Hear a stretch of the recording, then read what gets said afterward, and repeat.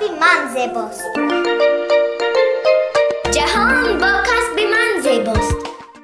خود همین نام آزمون ما را وظیفه دار میکند که ما باید چگونه آدم باشیم. من از سن خودم میخواستم که رسام شوم. برای آنکه من لباسهای هرگونه میدوزم و کشیدن رو نیز دوست میدارم. مال تو مولتر کس یادگیر کشیدن وای کن. سنی رسامی و ابهار میری گفته بودم. از خوردی من زیبا میکشیدم. توسط برگزاری چنین آزمون به هدف خیلی اساسی و مهم دریافت استعدادهای جوان ما میسر میگردیم.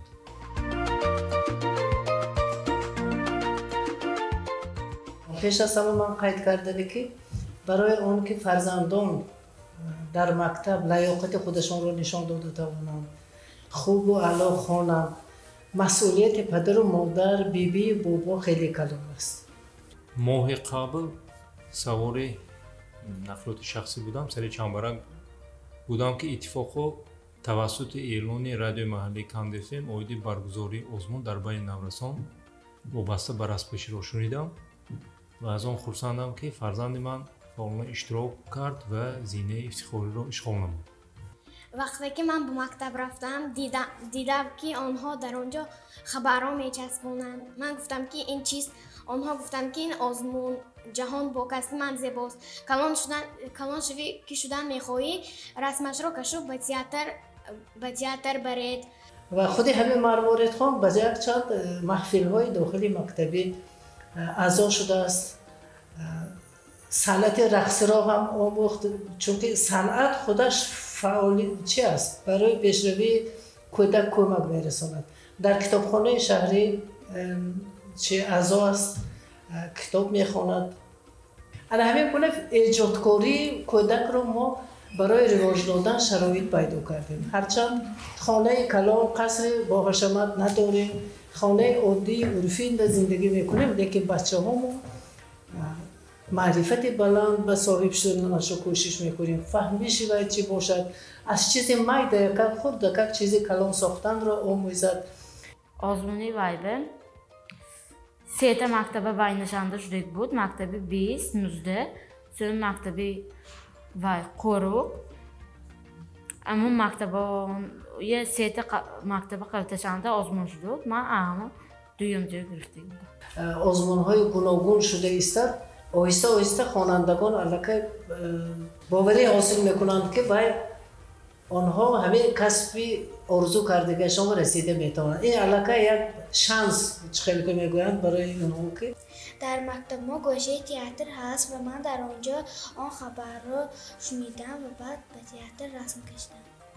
فرزند من به کشیدن رسم، یعنی به عباره دیگر رسم کشی خیلی شوق بی اندازه دارد. از ایام خردسالیش من این رو همه روزا درک میکنم، میبینم و جانبداری هم میکنم، چون که البته هر یک نفر باید در زندگی در برابر مقام خاصه داشتن در جمعیت باید به کسب دوست داشته خود مشغول باشد که آن به رشد و تکامل همه جانبه و مساعدت میکند.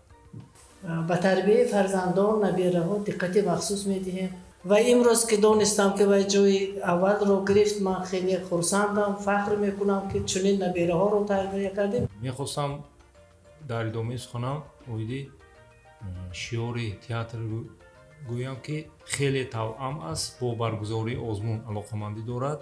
یعنی همراه رشد میکنیم. برای همراه رشد کردن نسل نورس، رابطه نسل نورس با جامعه، زمان، هنرمندان، صنعتکاران، عموما اهل صنعت، برگزاری چنین آزمون ها نقش کلیدی و خیلی مهم میبازد در تربیت حس استتیکی، زیبایی پرستی، رشد و تکامل و کمالات معنوی روحی هر یک نسل نورسی که میخواهد حیات خود را به صنعت اصیل بخشد، توسط رسم‌های تصویر نموده خود در جامعه مقام و منزلت خاصه داشته باشد. برگزاری این آزمون خیلی مهم، شایسته دستگیری و باعث پیروی است.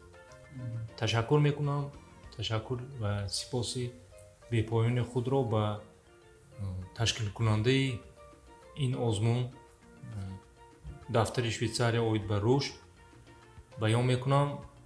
Новобаста аз ин ки ташкилот ғайридавлатӣ аст, боиси дастгирист ки ташкилоти мазкур барои дарёфт ва минбаъд тарбия намудани истеъдодҳои ҷавон аз радифи насли наврас ва дар ин замина беҳтар гардидани сатҳи маънавӣ, такомули ҷаҳонбинӣ, васеъ гардидани донишу мафкураи насли наврас саҳмгузорӣ мекунад.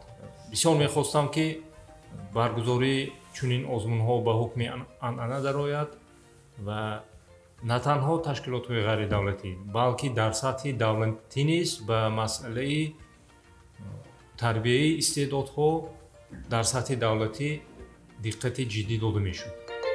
Театри Кони Бодом ҳамроҳ рушд мекунад.